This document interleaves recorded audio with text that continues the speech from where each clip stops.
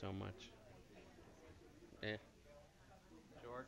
Thank you. If it's got rum in it, I'd have to be vodka. Are we set in Marquette and Detroit to get started? All right. Thank you very much. Thank you for sending the materials to Marquette. We did get them. Everyone has them. Thank you. I don't think he did that. So our first panel tonight was on the national election results and the implications for unions and employment relations in terms of national legislation, the NLRB, those sort of issues. Our second panel looked at the Michigan election results, what happened and the impact of unions' efforts. And those have both been excellent panels. But I'm also very much looking forward to this panel because I live in Michigan and what happens next here in our state matters a great deal. And so our third panel tonight is on Michigan's next legislature and the implications for labor, laws, workers, and economic issues. And you have, again, an agenda that lists the three speakers: George Cushenberry, representative of the Michigan House, and then there was a bio that gave a lot of details about his incredible career serving the city of Detroit and citizens in the state of Michigan for a long time in a variety of ways. Kyle Mellon, who's with the Lansing City Pulse as a reporter and also often appears on Off the Record TV show. And Jack Miner, who is Michigan State AFL-CIO's legislative director, but over the years has been active in Education Association, union activities, and his bio describes his activities in the Michigan House also. So I'm going to go sort of in the line that the gentlemen here are sitting and ask Kyle Mellon to speak for 10 minutes, and then we'll ask George and then Jack each to go 10, and then open it up to our audiences. So thank you. Well, thank you, John. I appreciate that introduction. As a full-time job, I'm a reporter for the Michigan Information and Research Service, known as the MERS newsletter in town. And our job is to watch the House and State Senate on a daily basis and to track legislation and the appropriations process and so forth. So we get a very good sense of what's going on in the state capitol, and I guess that's really where my expertise, if you can call it that, is. Looking in the short, I'm kind of taking this topic and maybe the short and the long term because I see two very different scenarios. Unlike the national elections where we saw increased margins in both the House and the U.S. Senate, and then obviously the presidency going to the Democrats, the dynamics in Michigan really didn't change that much. The House did make some gains. The State House did make gains, significant gains, from 58 seats to 67 seats. But the Senate was not up for election. And so the same majority that you see in the Senate right now is basically the same majority you're going to see in the next 2 years. Mark Schauer obviously got elected to Congress, so his Senate seat will be vacated. And there should be a special election to fill that vacancy. That could go to a Republican. It could go to a Democrat. Either way, the Republicans are going to maintain control of the Senate. And as far as the labor community is concerned, you're still going to have that block there to stop any legislation that now the more overwhelmingly Democratic House wants to push through. That Senate block is still going to be there. So this is not the type of referendum you're going to see in the national scene. The state will be very much the same that we just seen in the last 2 years. So what have we seen in the short term? What we've seen is a committee chaired by Representative Fred Miller out of Mount Clemens that's been very sympathetic to labor issues and has pushed several pieces of labor-related legislation out. And some of that has also $25. What's that? $25. The phone. Oh. Yeah. Anyway, Thanks, George. You made me lose my thoughts there. It was only $5. It was only $5 in the caucus when I was there. Oh. Anyway, the same block is going to be there. The Senate has not moved any labor relations type legislation, nor has it really been willing to compromise on any. There's always been talk of, well, maybe there's something the Senate would like that it's willing to trade off and on with. They have been unwilling really to compromise on anything because there's really nothing that they're pushing. The legislature has been in Republican hands for so long and had the governor's office with John Engler that they have pushed through much of the agenda that they wanted. The last little piece that they did want to do was the single business tax being repealed.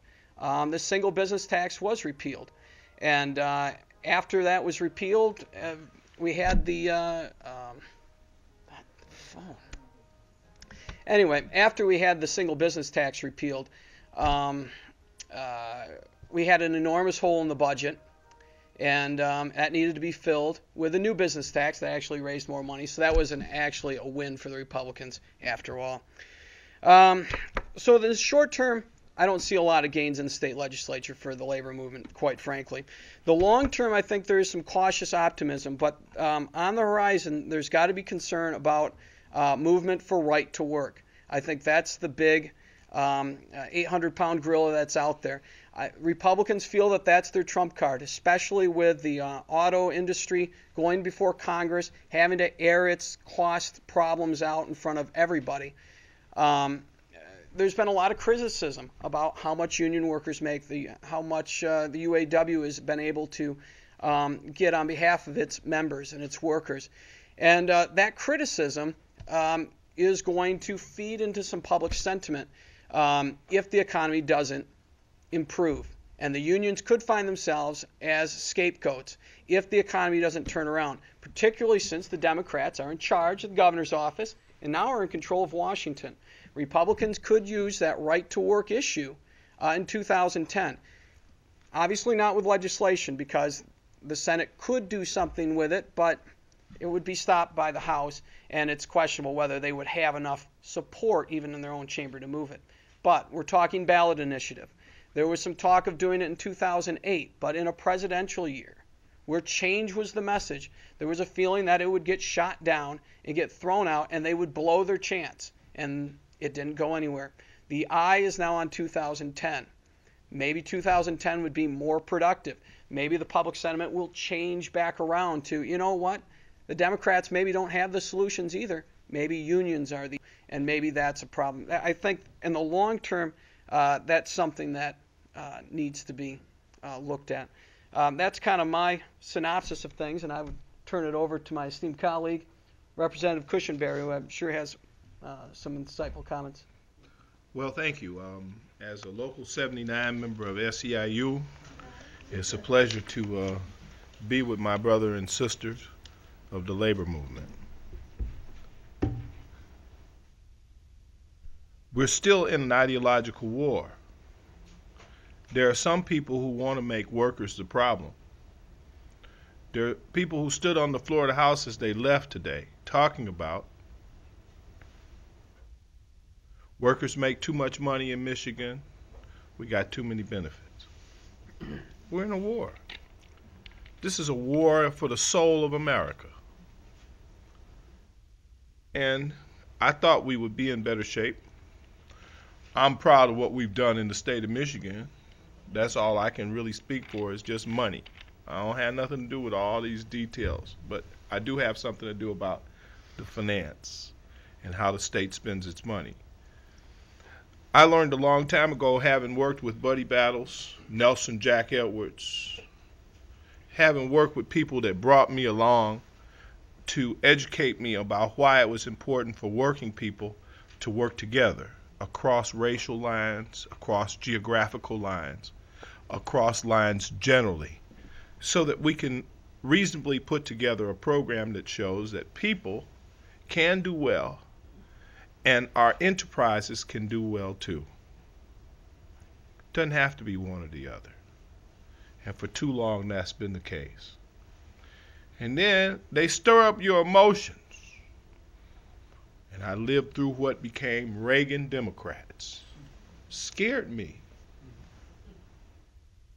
because there were some people who bought that line that the workers were the problem. It's just like right now, we are being told that the financial problems of the United States is because of $50 billion worth of loans to poor people and people on the edge, when that's a lie, Mary. Mm-hmm. Yeah, absolutely. And I hate to have to use such language. If necessary, I can put on my other hat and give you some chapters and verse in any kind of book, whether it be the Quran, the Gospel, or the Torah, that you should not tell people lies about their lives like this. The real reason is because there are $527 trillion worth of derivative instruments out there. And the required reading in every labor studies course ought to be "The North Will Rise Again." I think there is some organization called the AFL-CIO that we belonged to in SEIU when I was a steward in Local 79 that wrote that book and explained where we are today. When I was in the Upper Peninsula, which I love, because there could be no Detroit without the Upper Peninsula, and there can be no Upper Peninsula without Detroit. I love being there. I had a teacher. His name was Dominic Jacobetti, and he took me under his wing to show me how to remember that we represented working people. Because Mr. Ford could really take care of himself, but the old lady in the Garni or Detroit needed he and I to be on our job. Because that's who always ran politics in my district, the senior ladies. We still listen to them.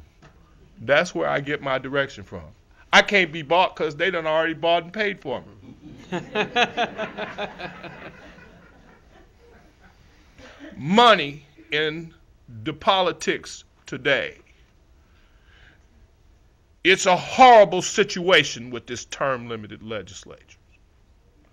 And y'all got everybody believing that the only way to win in politics is having a lot of money.